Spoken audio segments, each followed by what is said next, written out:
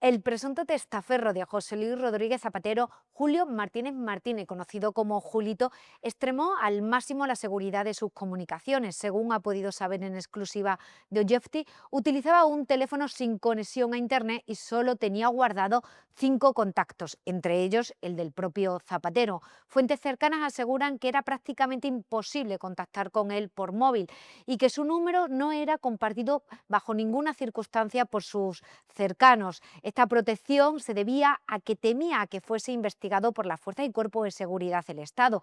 Julio Martínez, conoció a Zapatero en el año 2011 y a partir de ese momento comenzaron a tener una relación muy cercana. Tanto es así que hasta el momento Julio nunca había viajado a Venezuela y a partir de ese momento comenzó a viajar con mucha asiduidad a Venezuela para emprender negocios en el país latinoamericano.